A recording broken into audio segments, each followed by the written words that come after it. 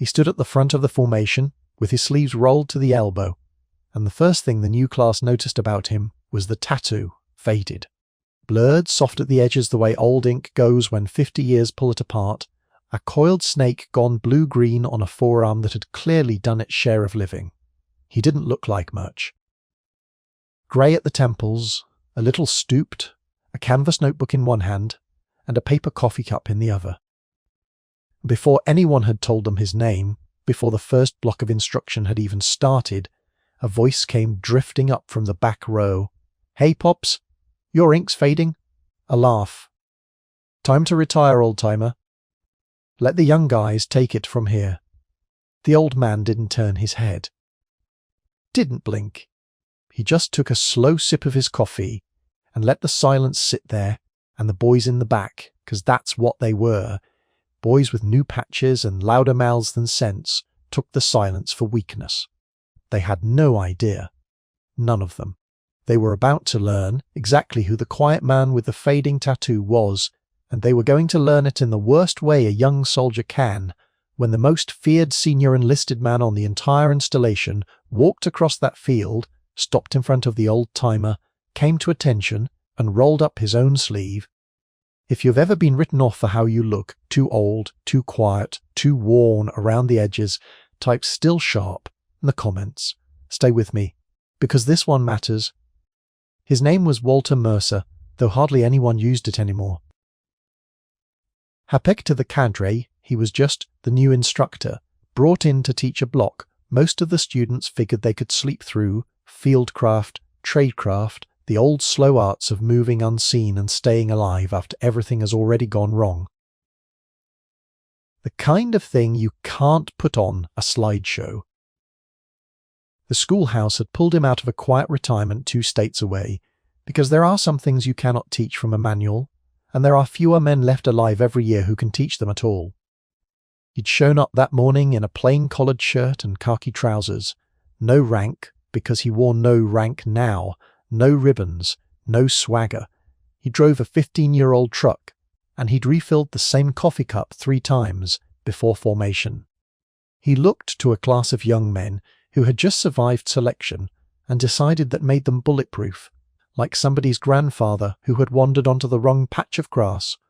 The ringleader was a kid named Briggs. Quick, strong, top of the physical events, and absolutely certain the world owed him a reputation he hadn't finished earning yet. He had the others laughing inside the first hour. Every time the old man turned to write on the board, Briggs had something ready under his breath. "Careful, Pops. Don't throw a hip out.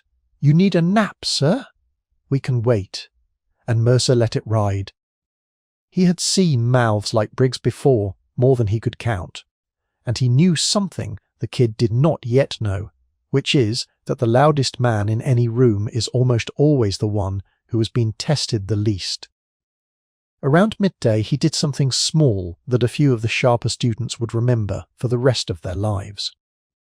A gust kicked up across the range to their flank, and without lifting his eyes from his notebook, the old man said, quietly, to no one in particular, "That'll push you a 1/2 mil left at 300.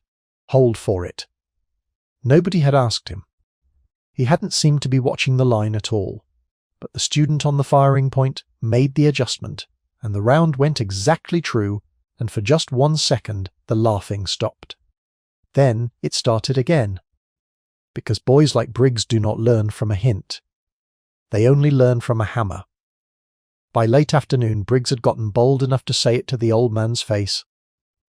They were standing in a loose formation, waiting on the next event, and Briggs jerked his chin at the faded snake on Mercer's forearm and grinned. "So what's the tattoo, old man? Get that on shore leave?" "Spring break, 69. The class howled. "Looks like a worm. Looks about as faded as you are." Mercer looked down at his own arm for a moment. It was the first time all day he had really reacted to anything.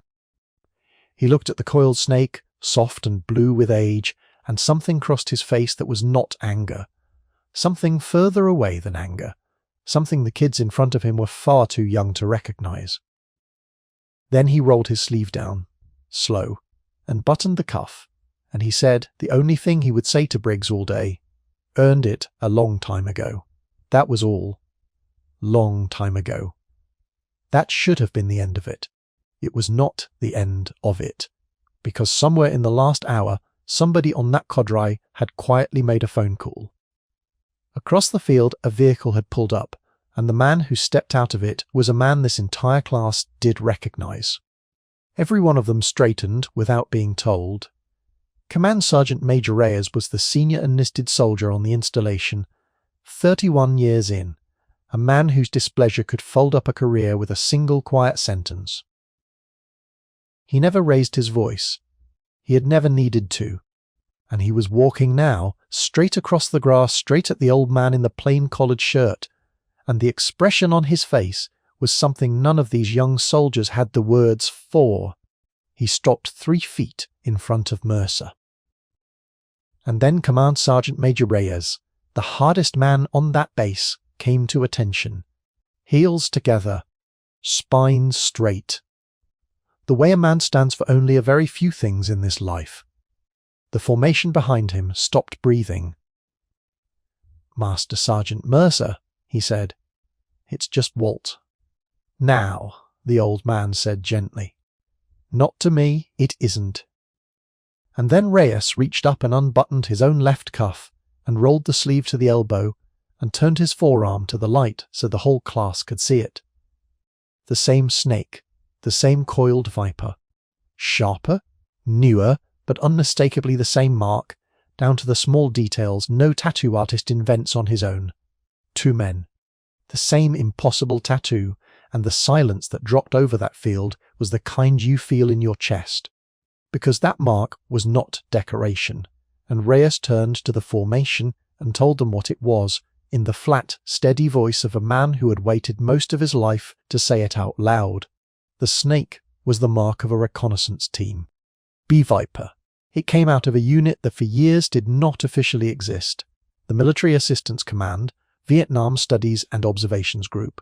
SOG. Command and Control North. Run out of Da Nang. Small teams of Americans and Montagnard fighters who went when no one was supposed to go, across the fence, into Laos, into Cambodia, into the places the war was not officially being fought, to find the enemy in his own backyard and live long enough to report it. They went in sterile, no insignia, no dog tags, weapons that could not be traced to anyone. If they died out there, then officially they had never been there at all. And they died. Reyes did not soften it for the young men in front of him. He told them the truth that took the better part of 30 years to declassify. That across the life of that unit, recon took casualties greater than 100%, whole teams that walked out past the wire and were simply never seen again, men who could expect to be wounded and wounded again. And that the ones who survived a full tour running recon were so few that the unit was finally awarded a Presidential Unit Citation decades later, long after most of the men it honoured were already in the ground. Only a handful of men ever earned the right to wear this, Reyes said, holding up his forearm, and almost none of them lived long enough to wear it. He looked directly at Briggs for the next part. The man you have been calling Pops all day ran 7 missions across the fence as a 1-0. 7 he brought his teams home when the odds said he had no business bringing himself home. There are men alive in this country. Right now, fathers, grandfathers, whole families that exist, because that quiet old man would not leave a body behind. If you understand what that sentence actually means, if you understand that there are people walking around today only because one man refused to let go, type respect in the comments because the class still didn't understand all of it. Not yet. The hardest part was still coming. Mercer had gone very still. He was looking at the tattoo on the sergeant major's arm and doing the arithmetic, and his face had begun to change. "Sergeant Major," he said quietly, and his voice was not steady anymore. "You're too young. You never ran with us. You never set 1 foot across that fence." He swallowed hard. "Where did you get that mark, son?" And Command Sergeant Major Reyes, 31 years, The hardest man on the base felt his own composure start to go. "From my father," he said. The field was silent. "Daniel Reyes. Danny, he was your 1 October of 70. You went in on a target near the border, and the whole valley lit up. You've never told the story the same way twice, the handful of times anybody could pry it out of you, but he told it one way every time, right up until the day he died. He said the teen got compromised, and he took 2 rounds through the hip, and went down in the open, and the order, the correct order, the order by the book, was to leave him. He said you looked at the man who gave that order, and you said 2 words. Not him. He said you carried him to a bomb crater with your hand jammed into the wound the whole way, and you held that perimeter. And when the helicopters came in, and there was no place on God's earth to set down, you put him in the extraction rig first. You rode out underneath that helicopter, over the treetops, with both arms wrapped around my father so he could not slip. You would not let go of him. He used to show me the scar. He used to put my hand on it when I was a boy and say, 'That right there is where Walt Mercer held me together with his bare hands.' Mercer's coffee cup had slipped out of his fingers and hit the grass. He never noticed. 'He made it home,' Reyes said. 'Because of you, he made it home. He married my mother. He held me the day I was born.' He raised 4 kids and he buried his wife, and he made it all the way to 73 years old. And I sat at the side of his bed 2 springs ago, and I held his hand the same way. He always said you held him. And the last clear thing my father asked me, the very last thing, was whether I had ever managed to find you, so I could say thank you, from all of us, for the whole life he got to have." He rolled his sleeve back down over the Viper, slow, the exact same way the old man had done that afternoon. "I got this the week after we put him in the ground," he said. "I never once thought I would get to stand here and show it to you." Nobody in that formation was laughing now. Briggs had gone white to the lips. He was staring at the old man, the man he had spent all day calling Pops, the man whose tattoo he had called a worm, and you could watch it land on him, all of it at once, the full crushing weight of what he had spent the day doing. A couple of the others had their hands over their mouths. One kid was crying openly and did not care who saw it, and Mercer did not gloat. That was the thing none of them expected, and all of them would carry for the rest of their lives. He had every right to turn around and bury Briggs alive in front of his whole class. And he didn't. He reached up and wiped his face with the back of one weathered hand, and when he could trust his voice again, he looked not at Briggs, but at all of them. "I didn't know he made it that long," he said. 73. A small broken laugh. Danny Reyes made it to 73. He shook his head slowly. "You boys want to know what the tattoo means. I'll tell you exactly what it means. It does not mean I'm tough. It means I had men better than me who didn't come home, and a few who did, and you don't get to choose which is which when the shooting starts. It means you carry people. That is the whole job. That is the only job there ever was. You carry the ones who can't carry themselves, and you do it whether or not a single soul ever learns your name." Then he turned and looked at Briggs, and the kid braced for the blow he had earned. "You've got a strong back, son. I watched you run today. You're quick. But the question that actually matters about you hasn't been answered yet, and it has nothing to do with how fast you are. The question is whether you're going to be the man who carries somebody, or the man who needed carrying his whole life, never once knew it. You still got time to decide. Most men don't get told this young. Don't you dare waste it." Briggs stepped out of the formation. He came to attention in front of the old man, the same way the sergeant major had, and his voice broke clean in half when he tried to speak. "I'm sorry, Master Sergeant. I was wrong. Will you teach me?" And Walt Mercer, who 1 hour earlier had been a worn-out old man somebody's grandfather had wandered onto the grass, put one hand on the kid's shoulder. "That's why I'm here," he said. "All of you, sit down. We've got a lot of ground to cover, and not a lot of time.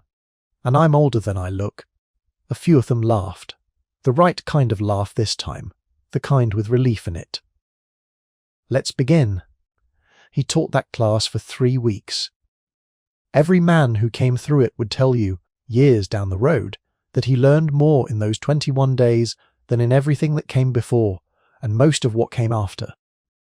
Not because the old man ever raised his voice, he never once did, but because they finally understood that the quietest man in the room is usually the one carrying the most, and that you cannot read a man's whole war off the fading ink on his arm.